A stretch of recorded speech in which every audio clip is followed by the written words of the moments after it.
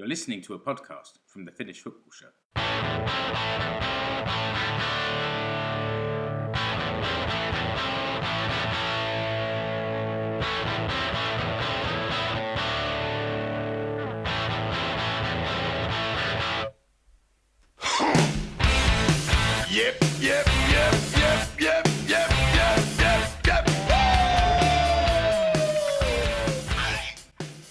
Yes, it's the Finnish Football Show.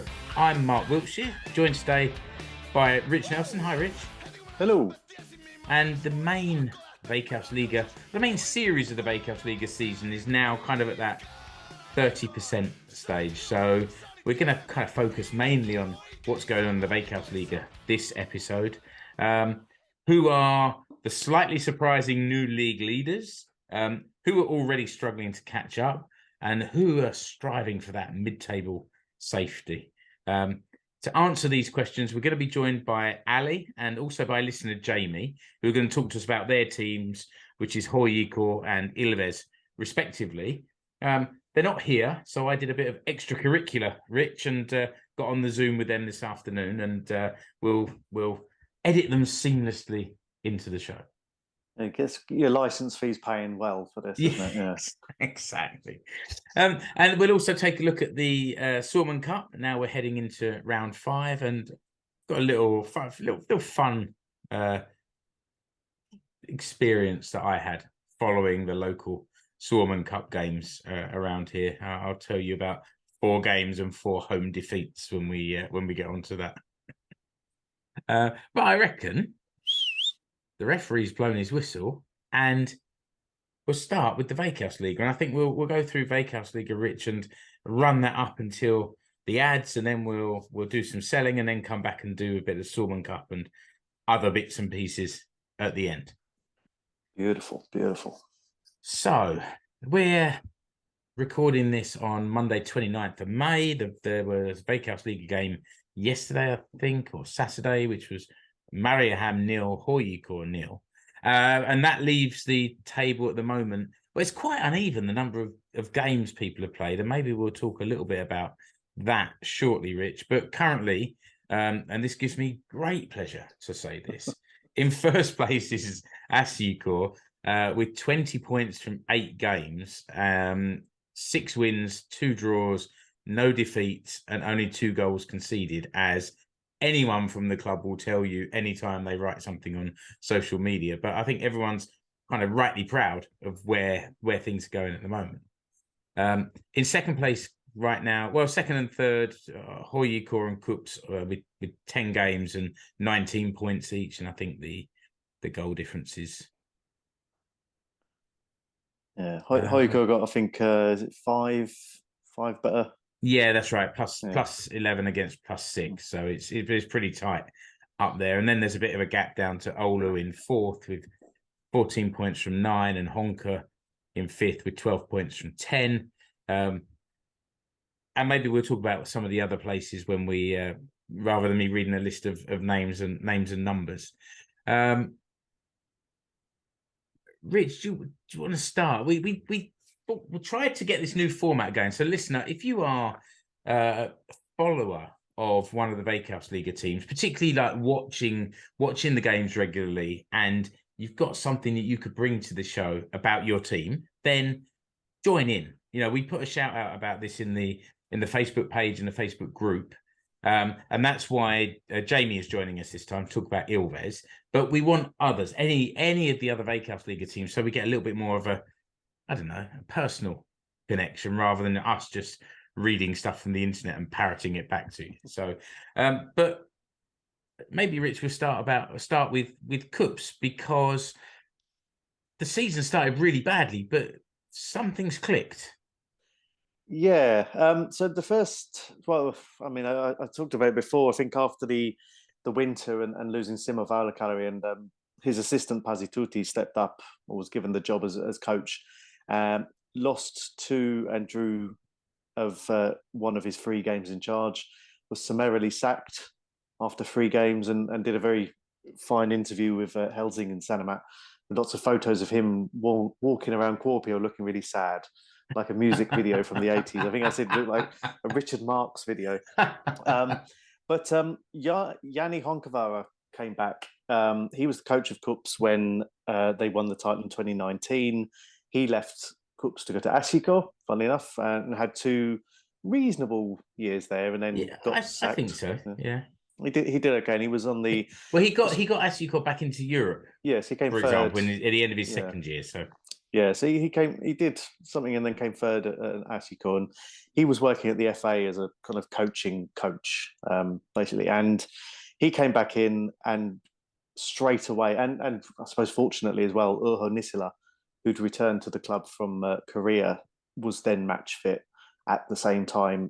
So as Honkavara came back into the team, Nisila was fit, and they won 6 in a row in the league, and only conceded 1 goal in that 6 games to HJK. And they were looking, I mean, it's difficult to say really because it was hard under Tuti. He knew the players and everything, but they also lost two really big names over more than that actually. I was going to say you were quite worried about the number of players leaving versus the number coming in the closed season. Yeah, so Diego Tomas left, Tim Baunen left, Yanis Ikaunieks left, and not really anyone at the time of much quality sort of to replace them. And even now, you're kind of looking to see, other than Nisila, where the goals are coming from, and they're coming from elsewhere. So Juna Veteli has got a couple as well. Of course, he then went on to miss a penalty on Friday at SJK. But the team were just looking so much more organised and confident. And it sounds simplistic from my point of view to say a coach who really had the confidence and knew what he was doing, rather than, we see in football all the time, going back donkey's years, like going back to Brian Clough and Peter Taylor, the assistant. He might have been a brilliant number 2, but, stepping up and I mean, KuPS have a lot of issues off the pitch. Financially, they're heavily bankrolled by the president of the FA. There's a really long struggle to get a new stadium as well, and there's money there, but it's whether it's been spent properly, I don't know. But yeah, I think they 6 wins in a row was really, really impressive. But I think they really need a centre forward, someone who can get them sort of 10, 15 goals for the season, because I think that's where that's going to undo them come the end. And I mean, going to SJK at the weekend was definitely the 2 form teams of the season so far. And I mean, I said in a preview of the game, it was going to be edgy, and the 2, I won't say cancelled each other out, but it's definitely kind of a clash where they were at a similar level, and it was tight. And I mean, did you watch the game yourself? Just the highlights, unfortunately. Yeah. But it was. I mean, it was exactly that. They were 2 really strong teams. Actually, both quite small teams. Satu pointed that out. There weren't many. A couple of big centre backs for KuPS, and a couple of taller players, maybe Streng and Radetzky for Seinäjoki, but just 2 teams that just battled, and it wasn't dirty particularly, but it was really physical, and it was interesting to see players of sort of or players like Nisila and Oksanen, who are skillful players, ball carrying players, but they were just getting stuck in, and there was some real fair crunching tackles. It was a lot of fun, and I maybe, well, I don't know about a purist, but my stepson Topius said it was a bit boring. There wasn't much going on, and it's like, there wasn't much going on in the penalty boxes. That's true, but there was a lot to take away from that game, and I think it said quite a bit about how much SJK have improved this year as well. You're right. There was the missed penalty. It was a poor penalty, really. Well saved. Goalie goes the other way, you get away with it. But if he goes the right way, then it's saved. And then a goal. What do you think about the SJK goal? Jeri Streng ran through, and it almost looked like he backheeled it up over the defender. If you're being generous, say he backheeled it over the defender, and if you're being cynical, you say it bounced off his foot and popped up in the air, and then he on another day, that would have gone 6 yards over the bar or bounced off for a throw-in or something. Yeah, ridiculous. or gone backwards towards the I players think behind him. Strang, since he's come back to Finland, he's looking pretty good. I think a good run of games and stuff that we saw some potential in him before he went off to the States, and he's come back a new man. Yeah, and that's a good point. Like that goal he scored, that running through. I think all three of his Veikkausliiga goals have been kind of similar, and I think I talked about this in the last show. He's scoring like that, and Jaime Moreno is scoring goals in and around the box, and in and around the 6-yard box as well. So it's quite a good combination. They're not scoring a ton of goals yet, but they're certainly moving in the right direction. That's for sure. Yeah, and I mean the goal that Marino scored against KuPS in the week before was probably a very well worked free kick routine from Gask. I know we talked about him on the last episode, and things like that where you only have to get lucky once. I suppose it's that old adage about policing, really, isn't it? The criminals have to get it right every time. The old Bill have to get it just lucky once. But it worked really well, and I've been really impressed by Gask. I know he was really highly rated by the academy coaches sort of a year or two ago, and he's come in and looked really good. And Marino, I think after he looked okay in the Liga Cup, and I think took a few games in the league to really get himself going. And is he a Nicaraguan? Yeah, he scored 27 goals in his last full season in the Nicaraguan league, which you'd have to expect is probably similar sort of standard to Veikkausliiga. So if he can, he should be able to find the back of the net. And he's very much a 6-yard penalty box player, isn't he?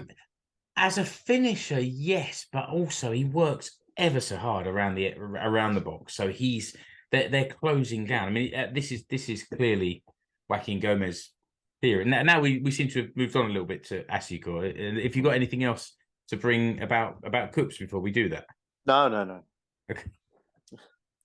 Had they won, I'd have been all over. Yeah, okay, fair enough. Nothing to say. Move on. This ethos where the team has been allowed to evolve from last year. We talked about there weren't that many players in. There were some out. There were some in. Macario Hinglover's already been sold, having come in the closed season, and not been directly replaced because there's players there in the squad, and we talked about having this very young team, very young squad, and 3 teams now playing in the Finnish league system, and they just seem stronger. Gask coming into the central midfield has freed up. I mean, okay, let's say that he's freed up Jake Dunwoody. Dunwoody is now so much more involved this year than he was last year. He scored once, but he's just looks like a better player. Probably playing the role that he's better at playing, But you look at the bench, and there seems to be in this part of the season a settled first team, and it doesn't include Puru Hannula yet at the moment. It doesn't include Diego Rojas. Like, you look at the bench, and there's players that can come on and make a difference, and that's young players, but still can come on and make a difference. There's no big superstar there, and they're fighting, and they look really well organised, and they look really hard to play against as well. And there was the Suomen Cup game that they lost. More details coming later. But the team was changed, and possibly, difficult to tell, but possibly the formation was changed as well, and it just didn't work. So they went back to this what's becoming tried and trusted formation, and they're solid. Letting 2 goals in 8 games. It's fantastic. It's really, really stunning. And I said about a week ago, I said to Julian, I said, I'm really looking forward to this KuPS game on Friday. And he said, yeah, me too. I can't remember the last time I said that. I'm looking forward to going and watch the football. It's kind of getting that buzz back as well. So it's I feel positive. I think I said this earlier this year. I feel positive, and I didn't trust myself for saying it, but so far, so good. It has been a long time coming, and I think it's interesting to see.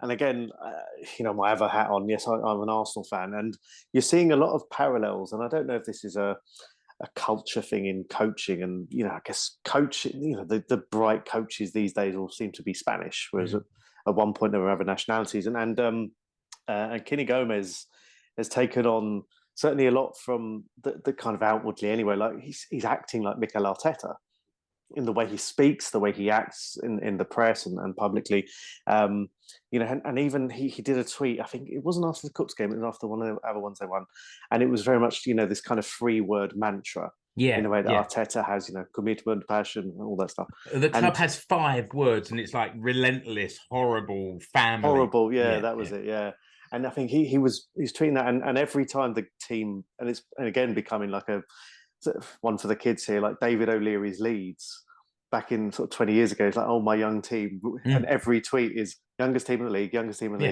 it's like proud of. I mean, it is a smallish first team squad anyway, but they are young, and there are some academy graduates now starting to come through because from the outside looking in, there were some jobbing, traveling players coming in from all over the world and sort of staying there for 6-12 months and then heading off again to go. But again, that was kind of.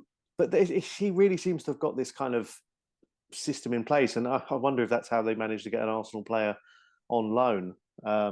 This whatever network they have or whatever they picked up. I mean, I doubt Mikel Arteta knows much about Ovi Area, but even so, that he's obviously well regarded and he's doing fantastically well. And I mean, it'll be a shame to see him have to go back to England in 6 weeks or so. Yeah, I mean, it's a similar situation with Nisila, I guess. He's there at KuPS until the summer, and it's the same with Ogieri. But I wonder if things are going well, if they'll want him to stay, and if he'll want to stay and try and win something, like get that fully competitive, winning mentality, or if they might say, yeah, come back in July or whatever, and we'll get you a championship club in August. I don't know. Yeah, I don't think he's quite there for like a. I mean, he possibly like a League One or League Two side. Yeah, and maybe that's you're the right. thing is that the clubs put in these clauses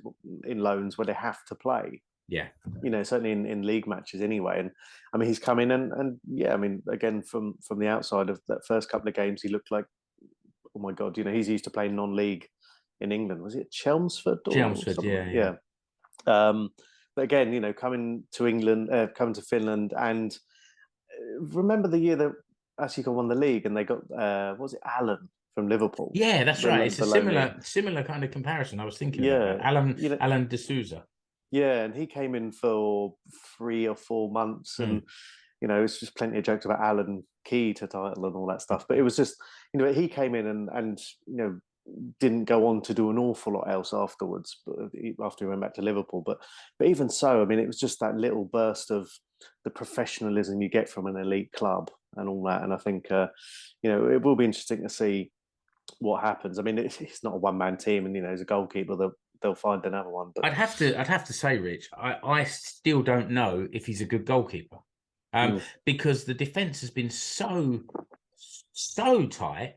He hasn't had many saves to make, and there's not been a game where he's pulled off like 3 or 4 worldies and kept us in it. They just haven't had the opportunities. The one criticism I have is that when they want to play the ball in their own box with their feet and all of that, like him and the defenders.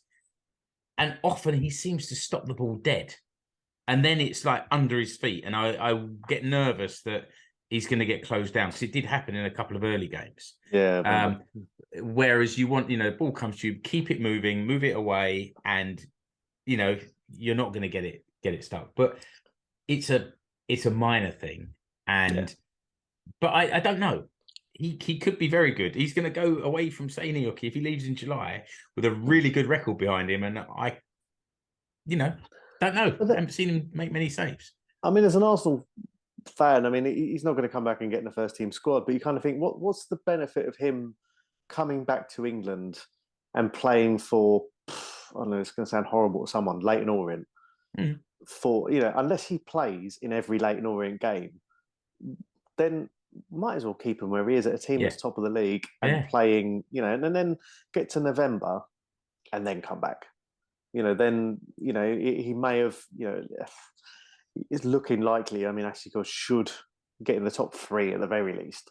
So there's a mentality thing there. And I don't know if that's something the club are monitoring closely enough or not. I mean, I'm certainly monitoring, but whether the decision makers get a say or not, I don't know. But yeah, fair play.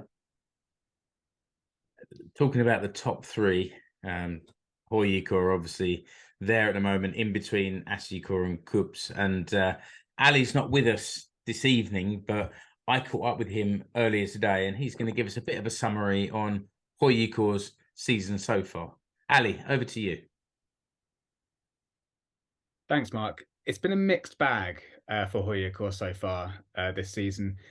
Started off pretty strongly, I felt, for the first few games, which usually doesn't always happen. Normally, HJK sort of start off a little bit slowly, but the first few games were good. But in the last couple of weeks, I think we've really seen, I guess, the frailties within the side and the slight weaknesses. I think I said on either the last pod or the pod before that my concern is always with HJK scoring goals, or at least having a man up front who can put the ball in the back of the net. I have to say, Radulovic, I have been impressed with him in sort of the odd game here and there. I mean, anything's really an upgrade on Malik from last year. So I'm not totally going to write him off, because every time I watch him, at least live, he always looks physical, and he is impressive. And does know where the goal is, but he does need a little bit of help. So yeah, my overall sort of grading would be maybe a B minus at the moment, if we're gonna go back to some old school grading. So, like, what when you say not having a striker, it wasn't such a problem last year, was it, for HJK? Or is this something that's been going on longer? It feels like the last couple. I mean, well, last year what was good for HJK is the goals were being spread around the team, particularly from midfield and out wide. We've obviously lost a little bit of that. David Brown last season always seemed to score really important goals. I've still noticed he's a free agent. I'm not really sure what's happening there, why HJK maybe don't go back into him, because he does sort of seem to be the type of creative midfielder that could be really useful in the team. Yeah, I mean, it can almost go back a couple of years, even before that, with the Risky brothers just not been able to stay fit, really. And I think it's sort of from where I'm sort of standing, it sort of feels like the injuries that they have had over the years, and obviously getting older, there just hasn't really been a solid and consistent replacement for them. They've obviously tried to get, I don't know, bang on about Malik, but on paper he could have been good. He wasn't. Radulovic would play when Malik wouldn't last year. Occasionally would play pretty well. I'm quite happy with him moving forward, but he does need help from other players in the team. And you said that the season started well. How's it been in the last couple of days, or the last couple of games that you've seen? 2 draws. A couple of weeks ago, obviously the trip up to Tampere to play Ilves, and just got a draw. The 94th minute, Radulovic, and that game was incredibly underwhelming. Usually the story of HJK don't win or don't play well. They always have more shots still. They have a lot of possession. That's just the sort of team that they are when they play against teams like Ilves in the Veikkausliiga.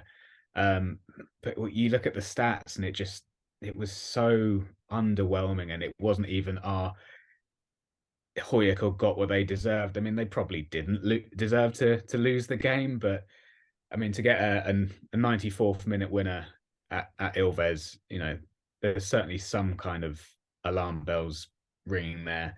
A 94th minute equaliser. Equaliser, sorry, yes. Did I say winner? Sorry, You did, yeah. Wishful thinking. That was what I would have liked it to be. I think also there was a little bit of experimenting with the team lineup over the past few weeks as well. I mean, yes, the Öst has dropped out of the number one spot. I'm sure he'll come back in at some point.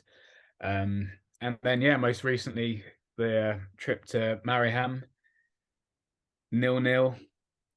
Didn't really seem to create too much. I mean, there were more shots than there were the week before against Ilves. But yeah, just another underwhelming performance. And I tipped Mariehamn to go down this year. They're living up to that prediction so far. They are, yeah. And I think that's what makes that result even more frustrating, is that we knew they wouldn't. We know what they are. We know that they were going to be battling relegation all season. They've lived up to that hype. And yeah, just to not score against that defence is, it was definitely a disappointing afternoon. But it was also the gift that hopefully will keep on giving for the other teams at the top of the table. Well, yeah, and it definitely makes Saturday's game even more exciting. HJK versus SJK.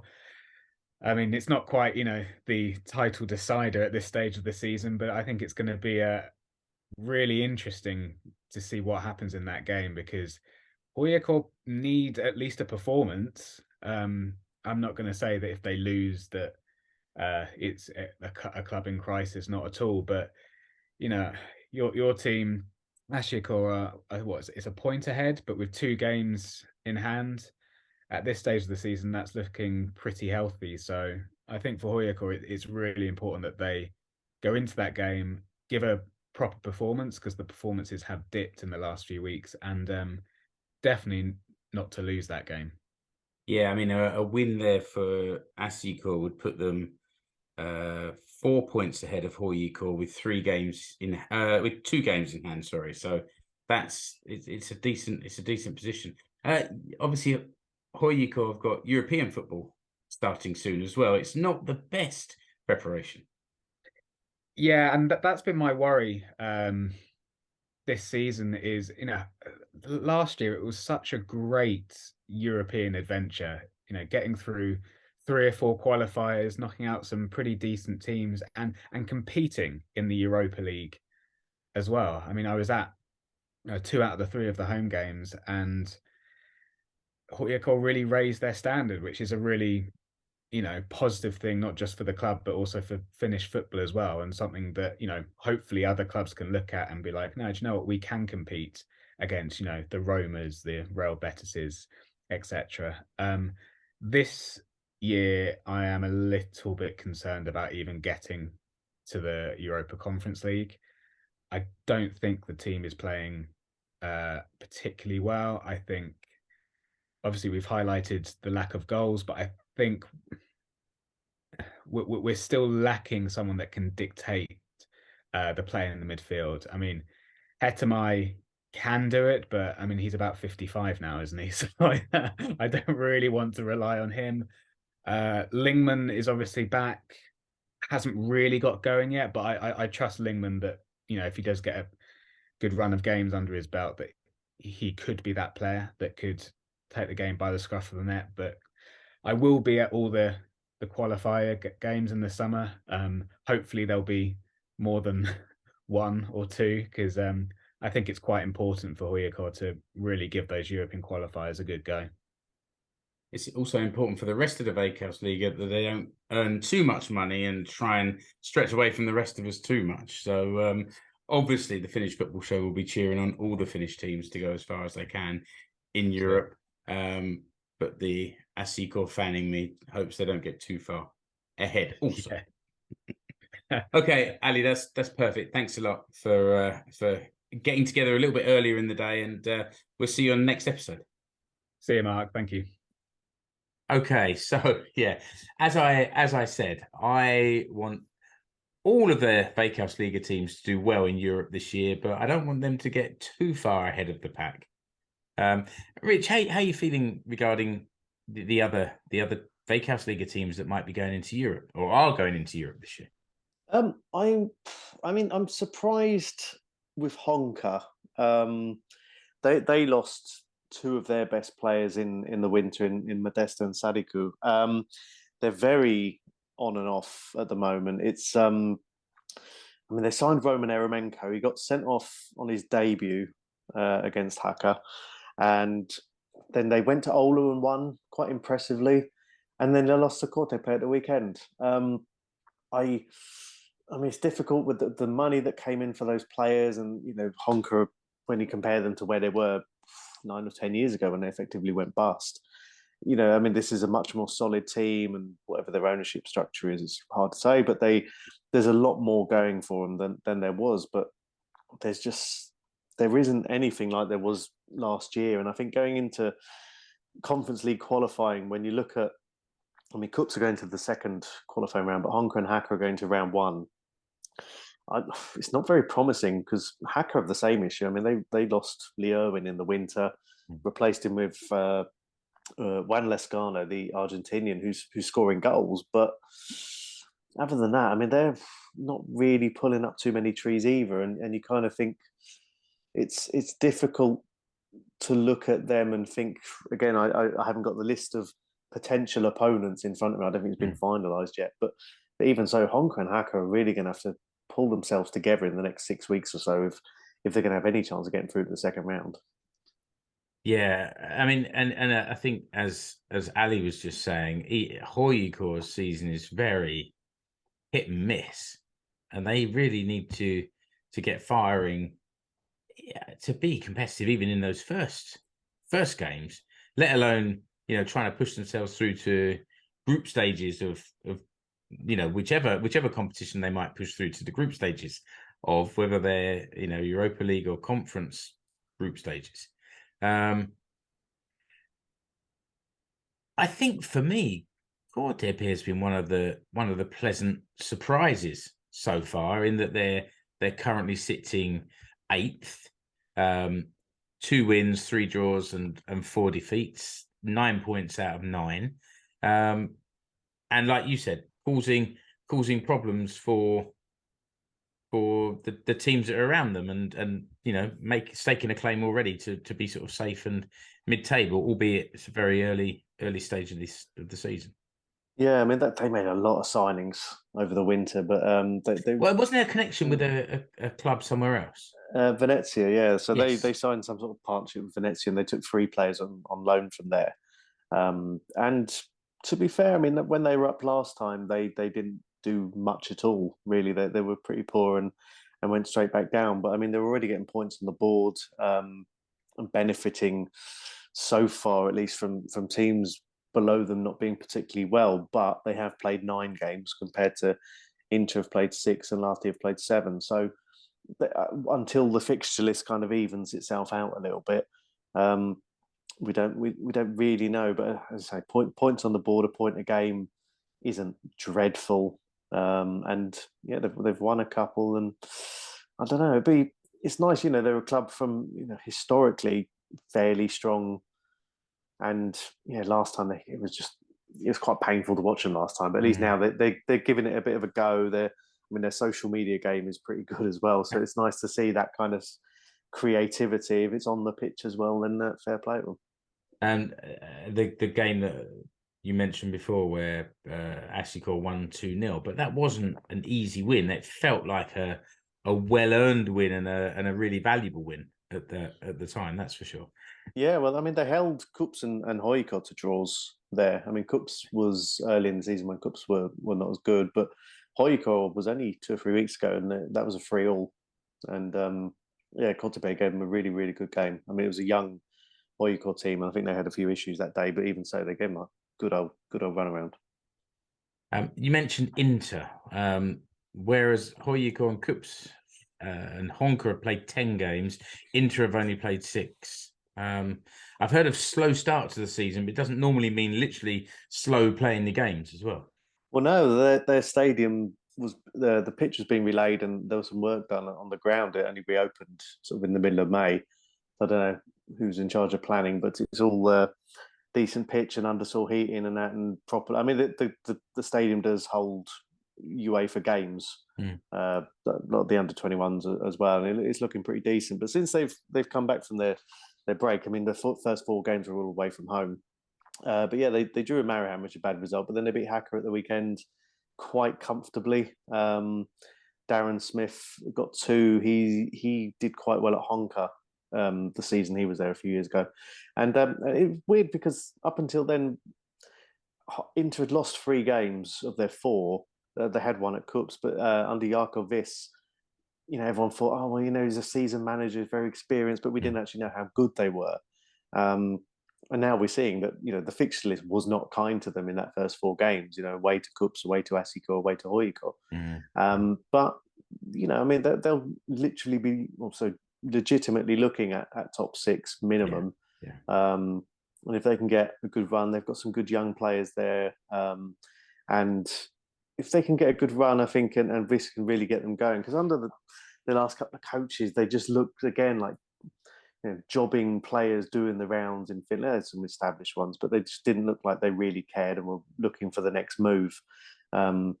Whereas now, potentially, you've got players like Stavitsky's there. He'd gone to Con as a youngster, and I think if they should, once they get those games in hand played, they should go back up, at least top half. Yeah, sure. At the bottom, we got from the bottom up, we got VPS Vasa, 6 points from 8 games, -7 goal difference. Then 11th is Lahti, 6 points from 7 games, -5 goal difference. And in 10th, Mariehamn, 6 points from 8 games, -4 goal difference. So it's all fairly close still. I mean, as we say, only a third of the way there. So there's plenty to play for. But maybe we'll finish this Veikkausliiga roundup by speaking to one of our listeners, Jamie, I've mentioned before, who I spoke with earlier today. Jamie's living in Tampere. He supports Ilves, and he's going to give us a bit of a summary of Ilves' season so far. So, Jamie, how has it been for you?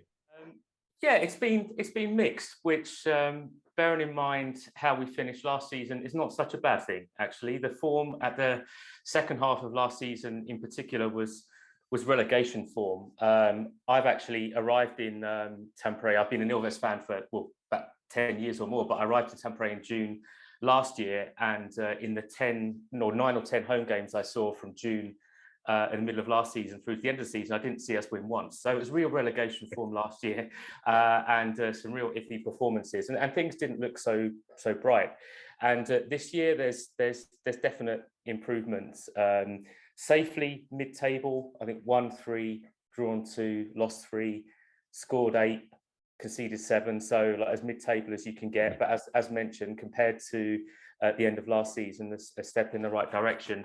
And I think in particular, what's been quite impressive is if you analyse the results from what we've had, we've lost 3 of the defeats that we've had. We've lost to KuPS away, which is no disgrace.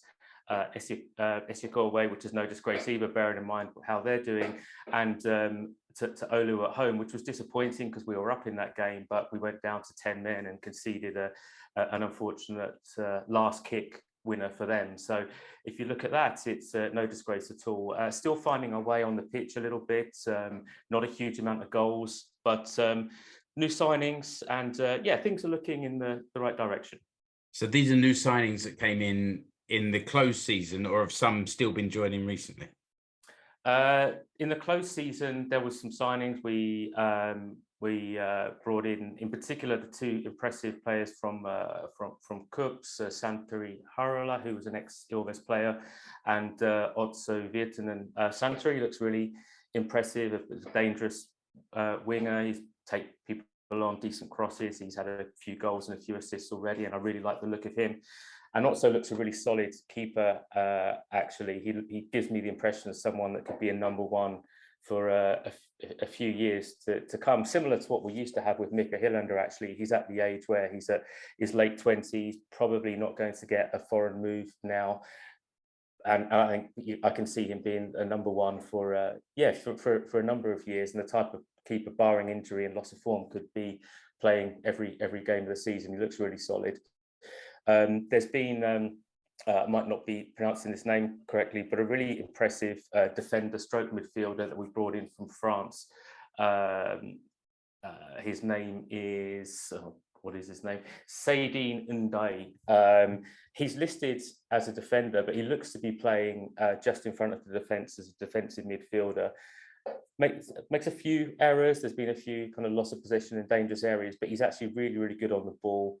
Can take the ball out from the defence and transition that into attack really, really quickly. So he looks really impressive. I still think he needs to settle in to the league a little bit, but I think he can be a good, solid addition to the team moving forward. And what's the feeling for Ilves for the rest of the season? Is it mid-table safety, not be flirting with danger and build from there? Yeah, I as a fan, of still trying to figure out what sort of team we are. Actually, we flirted with relegation last year, and if it wasn't for the early season form last year, as mentioned, we could have been in trouble.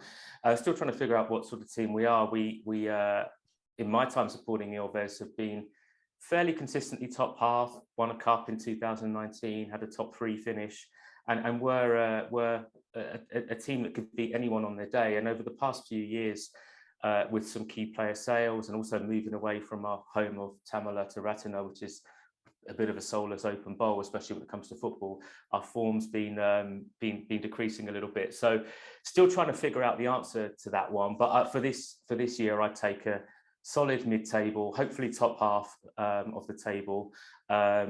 Main reason for that is so we can have another game against Seinäjoki. It was good to meet you, Mark, a couple of weeks ago at Seinäjoki away. So it's good to finally to meet you and the rest of your Seinäjoki crew. And I'm hoping that we finish in the top half of the table so we can get another away day to SJK at some point later this year. That would be nice. And I obviously the stadium there has been there now for, this is like the 8th season, I think. But you actually got to do first impressions of Seinäjoki Stadium when you came up. Just share those with the listeners. Yeah, I've been to out of the Veikkausliiga stadiums and a few of the ones in the leagues below. I've maybe 7 or 8 Finnish football stadiums, and typically they're not great, at least compared to what I've been spoilt with growing up in London. Typically there's one big stand on the side and a running track, which is what Ilves has at the moment. And I was really astounded by the Seinäjoki Stadium, actually, to have a really tight, compact stadium close to the pitch, 4 sides like a traditional English grounds, was great. And actually not just the stadium, which was great. The facilities were great as well, to have a couple of drinks outside in the sun before the game with you and your mates, and also afterwards in that massively huge, impressive bar that we had to drink as well. It was just nothing else like I've seen in Finnish football. I've heard that Vaasa has a decent stadium, and I haven't been there yet. And I think in Tampere we're building Tamala Stadium, which will hopefully be ready next year, which I assume will be on a similar kind of standard and structure to yours. But the Bolt Arena, aside for HJK, I haven't seen anything like it. And the facilities in Seinäjoki are more modern and up to date than the Bolt Arena. So yeah, amazing. And it's really promising that a team like Seinäjoki has that infrastructure and facilities, and hopefully there can be more of that across the league in the years to come. I would have to make my same churlish comment that Vaasa has 3/4 of an amazing stadium, but there's only 3 sides to it because they've got one old stand that was protected but now can't be used. And so if it was any other club, I wouldn't keep mentioning it, but it's Vaasa. Well, it's worth visiting. We played them last week actually, and came away with a 2-0 victory. And I was hoping to get there, but I wasn't able to. So yeah, maybe we'll end up in the same half of the table as them, which is probably more likely actually the bottom half, and maybe I'll get to see them at some point. I was going to say you'd have to pick your team, because I don't think you'll be finishing in the same half as Seinäjoki and Vaasa this season anyway. It's going to be touch and go. I think we're right on that midway point, and it could go either way.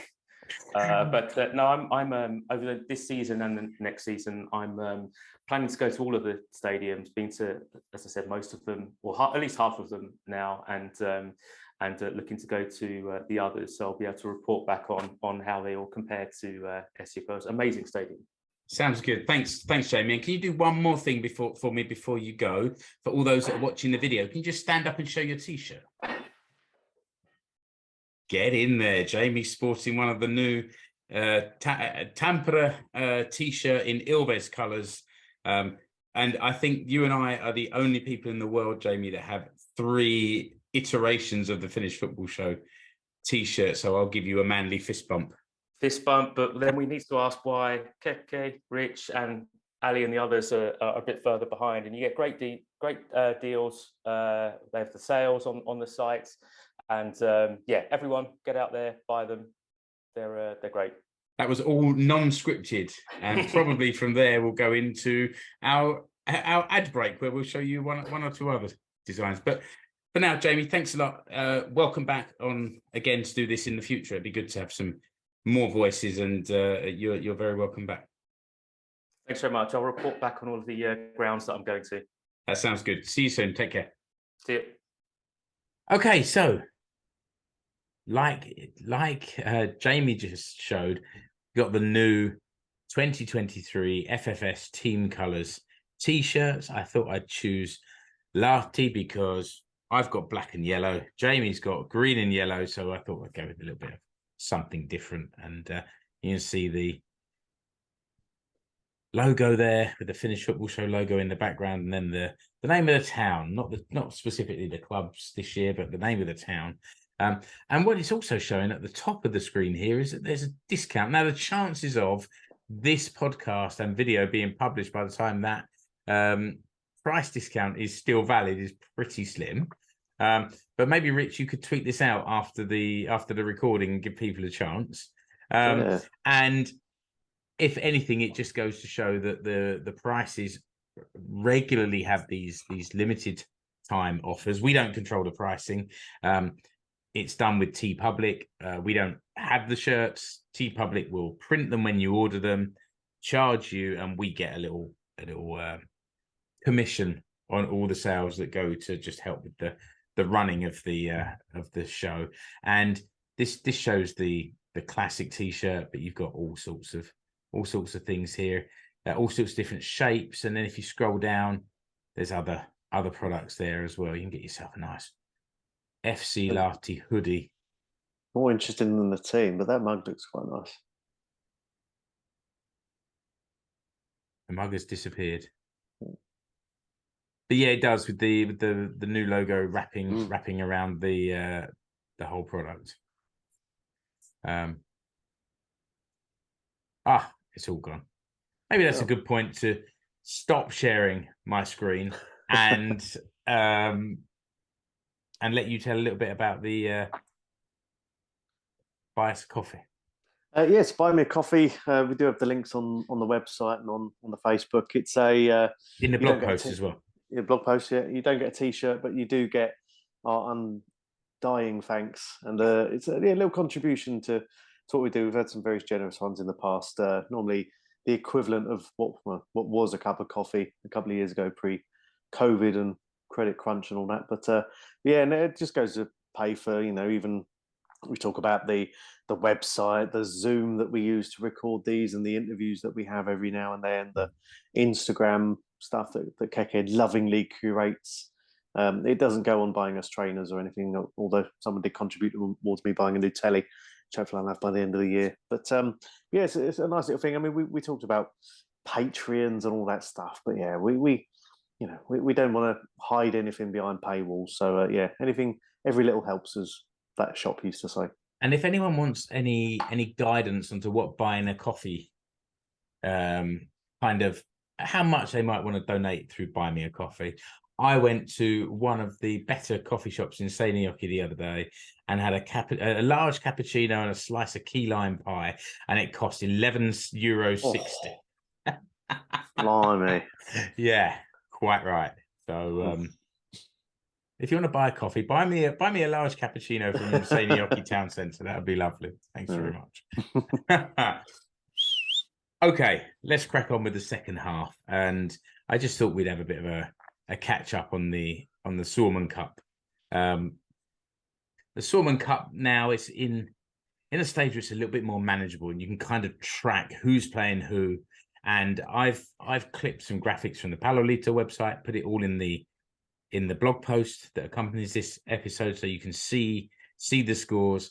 And I actually managed to get out and watch 4 Suomen Cup games this year, all very local. Actually, as we were walking to the 4th one, I realised that I'd watched 4 games, all with different home teams, and all of those games were played within about 100 meters of each other. I watched SJK Academy at home to SJK first team, and the academy lost. Then, literally 100 meters away, there's the small, not small, there's an artificial pitch with a small stand, and it's used by Seinäjoki Crocodiles American football team, but there's also football pitch up there. And I watched Seinäjoki and Sisu against Vaasa IFK, and Sisu lost at home. Then I went to see Apollo, which is affiliated to SJK's Juniors Association, and they got taken apart by VPS. So this was a 5th or 6th tier team against Veikkausliiga team, but VPS Vaasa won 11-0 at home. That was quite tough to watch. And then the day after, I saw SJK first team lose 4-1 to AC Oulu in the Suomen Cup. So I think it's fair to say I'm a bit of a jinx, and I don't really care about Suomen Cup anymore this year. But was there anything that caught your eye particularly, Rich, from the 4th round? I mean, we had a couple of, let's say, use a Scottish vernacular, pumpings, but again, yeah, VPS KTP put 14 past Mupa. I think it might have been the same night, actually. That was where most of the Veikkausliiga teams came in. Tampere United lost to Inter. That was a replay of the 2008 final. Yeah. So a different Tampere United back then, I guess. Other than that, I think most of them came through. As we say, the round 5 draw has 11 Veikkausliiga teams minus SJK. But I think this is where it's now. It's a national draw. It's open. We do have one all club. You can't inter-club. You can't call them a derby, can you? If one team plays its own reserves. Inter are the lucky side who benefited from that rule this time. And that's because in the 5th round, they're still making, if the academy and the first team are there, they make them play if they both get to that round. So effectively, it should be the 6th round, but because Salpa are in there as well, and Salpa have a partnership agreement with one of them, I can't remember if it's Inter or Inter 2. Okay. I think it's Inter. So they act as a 3rd club in that little group. So then the rules force Inter to play Inter 2. Last year they played each other, and Inter won 10-0 against men against boys. But that's kind of, I think that's the only time that's going to happen now. It shouldn't happen anywhere else unless Salpa get through their next round tie, which I can't remember who they're playing, actually. I think they're playing HJK of the 4th division. I call it my little map here. So, so if they get through that, then they'll play the winner of Inter and Inter 2. So HJK are basically the lowest team now. They're a Nelonen team, a fourth level team. And then there's a few Kolmonen teams in their third level or 3rd division teams. So it's worth keeping an eye out for them. And 1 or 2 all Veikkausliiga teams. Oulu versus Haka. What do you call versus Honka? Yeah, there you go. Metro derby there. Well, say that again. You've got a Metro derby there, but you've also got HJK against KuPS. So yeah, of course. One for the ages. Savon derby there. So me and Keke will be butting heads on the WhatsApp group on Wednesday. Yeah, and HJK Jyväskylä are back in Ukkonen, so I mean they're a way behind KuPS. It should be a win for KuPS, but they're not as far away as they were a few years ago. They're climbing back. Yeah, definitely. Okay, very, very good. We'll update you with how those games went in a future episode. Well, the draw for the next round. Are those games all played this week, actually? Yes, they're all Tuesday and Wednesday. The draw for the next round is going to be done on the 6th of June. So that'll be for round 6 and the quarterfinals as well. It'd be nice to see. Maybe one of these smaller teams can get through and HJK at home or something like that. Yeah. Okay. Well, then we'll definitely update on the next episode, which will be a couple of weeks' time, because we'll be back talking about the HJK Euro qualifiers. And looking at my agenda, as if by magic, I just thought we'd have a little recap of the ticket sales for the HJK qualifiers, because they've been selling these season tickets for all 5 home games this year, which I think is a terrific initiative. But it was kind of announced on Instagram with a lovely little moving video the other day that they've sold 30,000 tickets for Finland versus Slovenia on Friday the 16th, and that's the game that Satu and I are heading down for. So it should be quite an event. Yeah, well, Slovenia returned 2,000 tickets as well. That's gone back on sale to Finland fans. Right. Okay. So yeah, that should sell out pretty soon. And then since the last pod update we had, they sold another 5,000 for the San Marino game the Monday after. So that's now I think 23,000. Yeah. That one is. So again, probably not a full house for a Monday night. But even so, it's going to be 2/3 minimum, 3/4 full for that one. I noticed that the tickets for that were cheaper as well, which is right, because the quality of the opposition. But if it encourages people to go and check it out, and Satu and I are being joined by one of her friends who has got a ticket somewhere and fancies going into the Pohjois-Karre. So you know how the Pohjois-Karre works. So yeah, my knee's still hurt. Yeah, quite right. Yeah, that's why I think we're only going to go once a year now. It takes about a year to recover.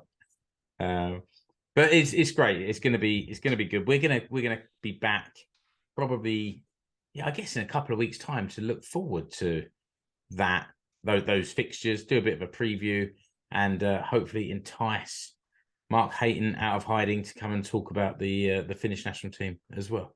Yeah, he's like sort of Teemu Pukki now. He doesn't do club football. He's only there for the internationals.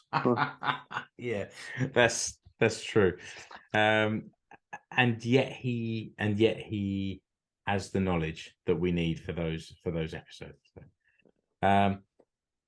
I was gonna finish off with a bit of Finns overseas, and this is usually Keke's thing, but Keke couldn't make it for this episode. Anything that you wanted to highlight, Rich, in that section? I guess sort of following on from the last episode, I think it was the day that your Bojan had scored. Is it 3 or 4 goals in one game?